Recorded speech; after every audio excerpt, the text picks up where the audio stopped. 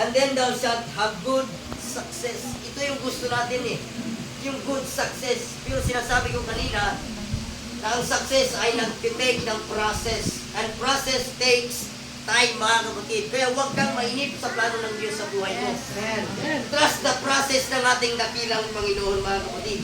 At sinasabi ko, kapag magtiwala tayo sa proseso ng ating dakilang Diyos, kaya kapag sinabi nila, kapag kayong mangga daw, pinilit mong kainin pinilit mong binugin ang tintawag natin, kalburos. Diba? Hindi siya ganun katamis, mga kapatid.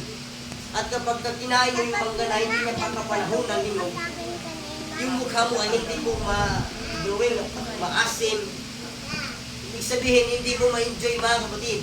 Pero kapag nasa panahon, mga kapatid, yung tamis, yung manggang pagkahinog ay matamis, mga kapatid. Kaya yung tagumpay.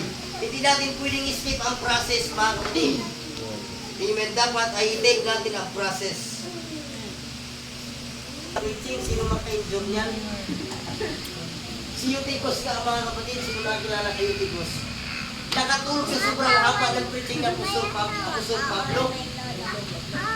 At pagka sobrang nakatulog siya, mga kapatid, ay nahulog si Eutychus at kamatay. Kaya kayong patulog-tulog sa preaching. Amen.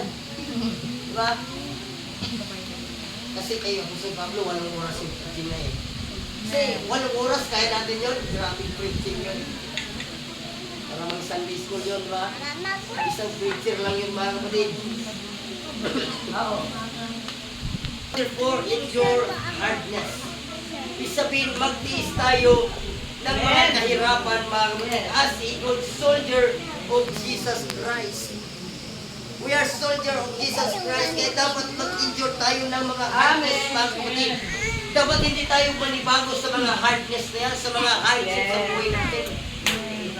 Amen. Kristyano ka, ba't minsan parang naninibago ka pa sa mga hardship na minsan ay ang pinahura sa atin, mga kapatid, na tayo ay partakers of Christ's suffering. Pagamitin mo yung alcohol.